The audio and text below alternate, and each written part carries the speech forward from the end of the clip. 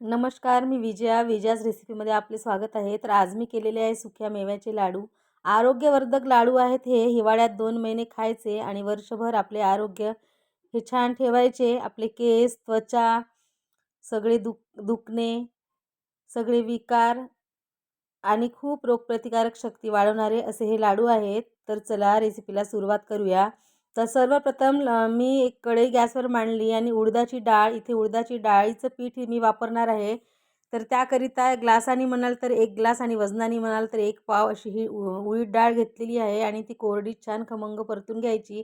म्हणजे तुपात भाजताना लवकर भाजल्या जाते जेव्हा आपण तुपामध्ये भाजतो याचं पीठ तेव्हा.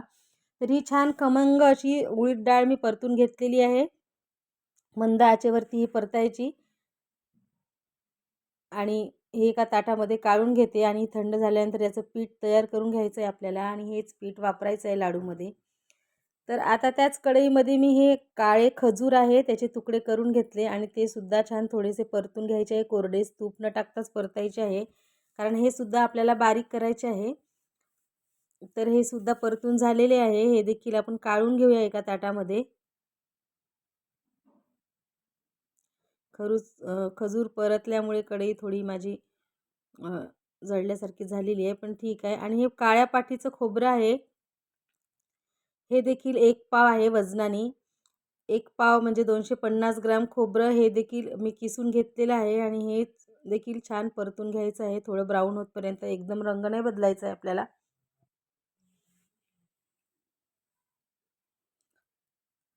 खोबरं देखील छान असं खमंग परतून घ्यायचं आणि हे देखील काढून घ्यायचं. खोबरं देखील परतून झालेलं आहे आणि खोबरं आणि खारीक हे मिक्स करून आपल्याला इथे पावडर करायचे आहे. त्यामुळे छान लवकर पावडर तयार होते. नाहीतर नुसती खारीक जर आपण पावडर केली की मिक्सर थोडं खराब होण्याची भीती असते. म्हणून खोबरं आणि खारीक मिक्स करून याची पावडर तयार करून घ्यायची. आता कढईमध्ये साजूक तूप घेतलेलं आहे मी थोडंफार. इथे मी संपूर्ण लाडूकरिता अर्धा किलो एवढं तूप वापरलेलं आहे. त्यातलं थोडं थोडं घेऊन इथे मी सगळे जिन्नस भाजून घेणार आहे. डिंक आहे, 100 ग्रॅम डिंक घेतलेला आहे. त्याचं मी थोडे तुकडे केले आणि थोडी पावडर केली. तर डिंकाचे तुकडे जे केले ते तळून घ्यायचे तुपामध्ये. छान फुटतात आणि पावडर जी होती ती नंतर वापरायची आहे. समोर मी सांगते. पावडर तुपातून काढून नाही घ्यायचे आपल्याला, तुकडेच काढून घ्यायचे आहे. तर संपूर्ण डिंकाचे तुकडे हे मी तुपावर परतून काढून घेतलेले आहेत तळून. छान हे असे फुलतात आणि डिंक हे आपल्या आरोग्यासाठी खूप आवश्यक आहे. याच्याने आपले हाडं मजबूत होतात. आपल्याला जे कंबर जॉईंट पेन, कंबर दुखणे हे वगैरे आजार असते त्यासाठी खूप छान आहे डिंक. म्हणून हे सगळे सुके मेवे घातलेले लाडू हे आता हिवाळ्यामध्ये खायचे. डिंक तळायला खूप तूप लागतं. संपूर्ण तूप इथे डिंकासाठी संपलेलं आहे. तर परत मी पुन्हा तूप घेतलं कढईमध्ये आणि यामध्ये हे बदाम 100 ग्राम, सगळे ड्रायफ्रूट्स इथे मी 100 ग्राम घेतलेले आहे. बदाम छान परतून घ्यायचे. चुटचुट असा आवाज येतपर्यंत बदाम आपल्याला इथे परतायचे आहे. छान फुटतात बदाम. जेवढे छान सगळे ड्रायफ्रूट्स आपण परतले तेवढे हे लाडू टिकतात.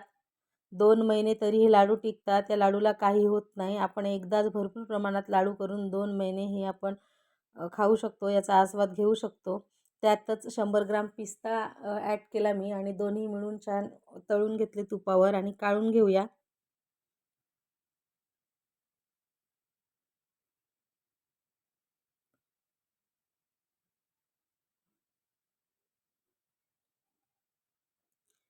संपूर्ण हे छान काढून घेतले एका ताटामध्ये. आता त्याच तुपावर अक्रोड हे देखील 100 ग्राम अक्रोड आहेत.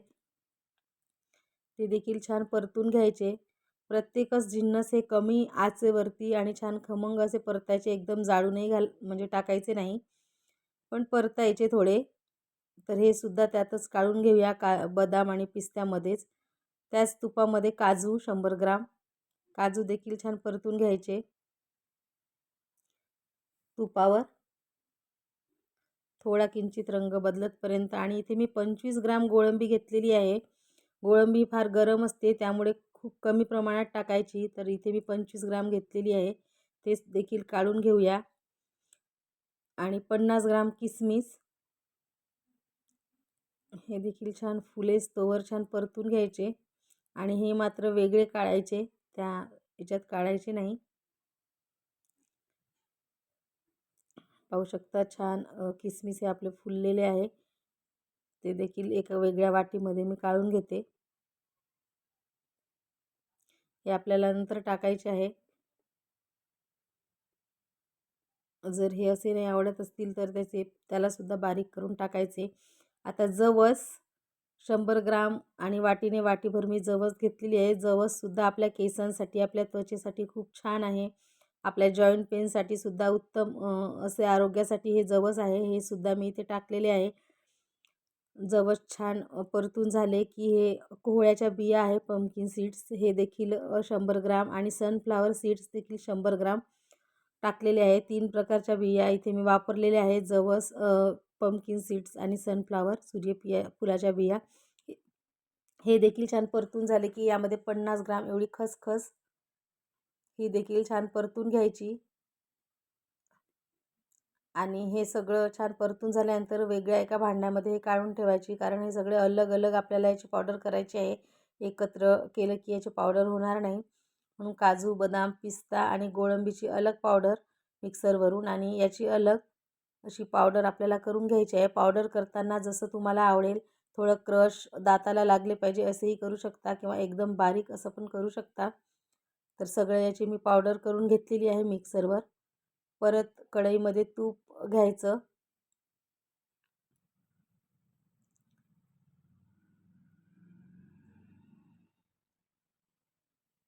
आणि उडीद डाळीचे जे पीठ मिक्सरवर तयार करून घेतलं ते घालून छान मंद आचेवरती मस्तपैकी असा सुगंध सुटेपर्यंत आणि छान पद्धतशीर आपल्याला हे उडीद डाळीचं पीठ तुपावर परतून घ्यायचं आहे, भाजून घ्यायचं आहे.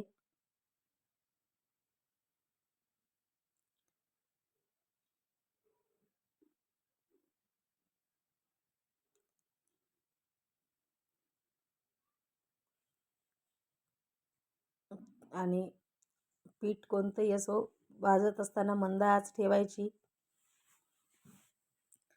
2 ते 3 मिनिट हे मी पीठ परतल्यानंतर यामध्ये वाटीने अर्धी वाटी एवढी कणिक घातलेली आहे, गव्हाचं पीठ. आता गव्हाचं पीठ आणि उडदाचं जे पीठ आहे ते छान मंद आचेवर तूप अजून घालून त्यामध्ये 10 मिनिट हे मी परतलेलं आहे. तेव्हा कुठे हे छान खमंग असं भाजलं गेलं.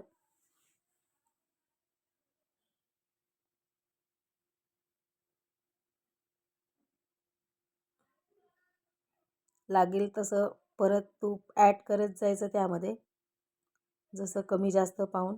इथे मी सांगितलंच आहे की पूर्ण लाडूकरिता इथे अर्धा किलो तूप मला लागलेलं आहे संपूर्ण. तूप हे आरोग्यासाठी चांगलंच असतं. तूप कितीही प्रमाणात आपण खाऊ शकतो, काहीही होत नाही. तर पीठ छान असं परतून झालेलं आहे, पाहू शकता. तूप छान सुटलेलं आहे आणि हे जे डिंकाची पावडर मी बाजूला काढून ठेवली होती ती आता यामध्ये घालायची. तूप गरम असल्यामुळे ही पावडर देखील फुलते आणि छान फुगते याच्यामध्ये. गरम गरम याच्यामध्ये टाकून परत डिंकाची पावडर टाकल्यानंतर 2 ते 3 मिनिट छान परतून घ्यायचं. एकूण 12 ते 13 मिनिट हे मी संपूर्ण पीठ परतलेलं आहे छान मंद आचेवर. हे देखील काढून घेऊया. हे मखाणे आहे, मखाणे मगाशी राहून गेले, तर हे मखाणे देखील छान परतून घ्यायचे. 25 एक ग्राम असतील, 25-50 ग्राम. गरम केले की छान मिक्सरवर याची पूड होते. त्याकरिता मी हे छान मंद आचेवरती संपूर्ण मखाने हे परतले आहे. तूप न टाकताच परतले, कोरडेच. आता हे अंजीर 50 ग्राम अंजीरचे छोटे छोटे तुकडे केले आणि हे देखील छान परतून घ्यायचे, गरम करून घ्यायचे. थोडंसं तूप घालायचं आणि जर आपल्याला किसमिस असे दाताला म्हणजे लागले पाहिजे असे जर आवडत नसतील, किसमिस अख्खे टाकलेले, तर या अंजीरमध्येच टाकून किसमिस मिक्सरवरून काढून घ्यायचं. सगळ्यात शेवटी काढायचे. सगळे ड्रायफ्रूट्स सगळे कोरडी पावडर केल्यानंतर अंजीर आणि मनुके हे सगळ्यात शेवट काढायचे मिक्सरमधून. मला हे मनुकेसुद्धा पेस्ट पाहिजे होते म्हणून मी तेच अंजीरमध्ये टाकून त्याची पेस्ट तयार करून घेतली आहे.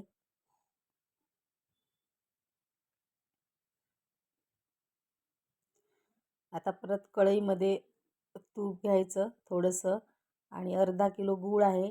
हा अर्धा किलो गूळ पाणी न टाकता तुपामध्येच आपल्याला पूर्ण वितळून घ्यायचा आहे. फक्त पाणी ॲड करायचं नाही आहे, कारण हे लाडू पटकन संपत नाही. आपण खूप जास्त प्रमाणात केले की जास्त दिवस टिकतात, म्हणून पाण्याचा न वापर करता गूळ फक्त असं वितळवून घ्यायचं आहे.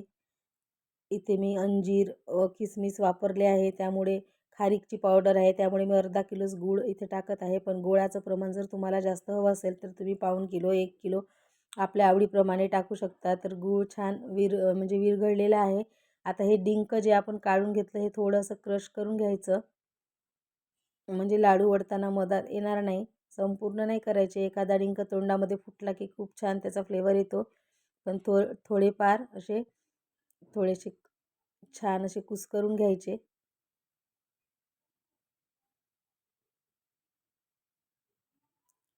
अशा प्रकारे मिक्सरवर काढले तरी चालते, पण मी अशा प्रकारे हे कुस्करले आहे. आता एका मोठ्या पातेल्यामध्ये हे सगळे जिन्नस आपल्याला टाकून घ्यायचे आहे. डिंक टाकून घेतले मी आधी.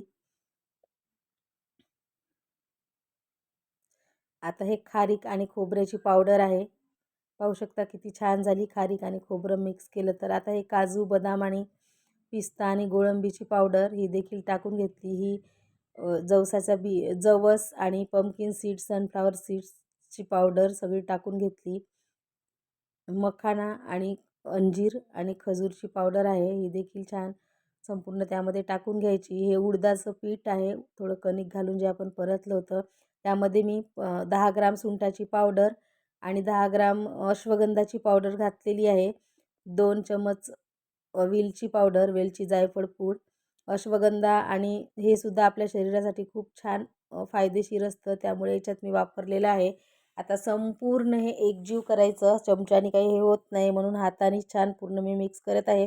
कारण अंजीर आणि जी किसमिसची आपण पेस्ट केली मिक्सरमधून ती पूर्ण त्याचे गळे होतात, त्यामुळेच प्रत्येक गुठळ्या फोडून संपूर्ण पीठ मिक्स करून घ्यायचं. आणि जो गुळाचा पाक तयार करून घेतला होता तो देखील त्यात घालून घ्यायचा. गरम आहे पाक, तर थोडं मिक्स करून घ्यायचं गरम असं तोवर, आणि मग नंतर हातानेच संपूर्ण जिन्नस हे मिक्स करायचे.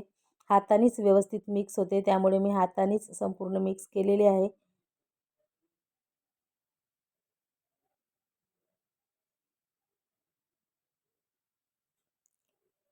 छान असं जसं हाताने आपण मिक्स करू शकतो तसं चम्मचने होत नाही.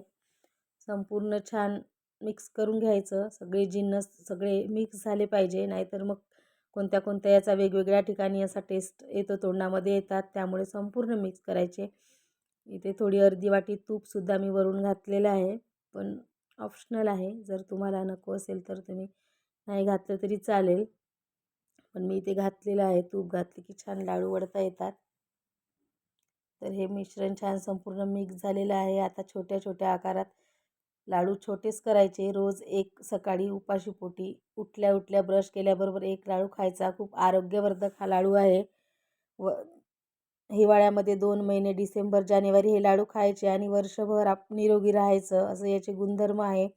तर ही रेसिपी कशी वाटली नक्की मला कमेंट करून सांगा. आणि नक्कीच हा जर माझा व्हिडिओ तुम्हाला आवडला असेल तर माझ्या व्हिडिओला लाईक करा आणि इतरांसोबत शेअर करा. तुम्ही पण अशा प्रकारे लाडू करता का हे मला कमेंट करून सांगा. आणि असेच माझे नवनवीन व्हिडिओज पाहण्याकरता माझ्या यूट्यूब पेजला सबस्क्राईब करा, फेसबुक पेजला फॉलो करा. मस्तपैकी लाडू झालेले आहे एकसारखे. एक लाडू मी इथे तुम्हाला फोडून दाखवते. पाहू शकता 2 ते 3 महिने हे लाडू मस्त टिकतात. किती छान कलरफुल असा हा लाडू झालेला आहे. 2-3 महिने आपण हे लाडू खाऊ शकतो. फ्रीजमध्ये देखील ठेवायची गरज नाही, बाहेरच छान राहतात. तर तुम्ही पण अशा प्रकारे हिवाळ्यात लाडू करा आणि नक्की खा. प्रत्येकाने खायला पाहिजे असे हे मेव्याचे लाडू. तर मस्त खा आणि स्वस्त राहा. पुन्हा भेटू अशाच एका नवीन व्हिडिओसोबत. मस्तपैकी डब्यामध्ये भरायचे लाडू आणि डब्याचं झाकण बंद करायचे आणि साठवून ठेवायचे आणि आस्वाद घ्यायचा. Bye bye.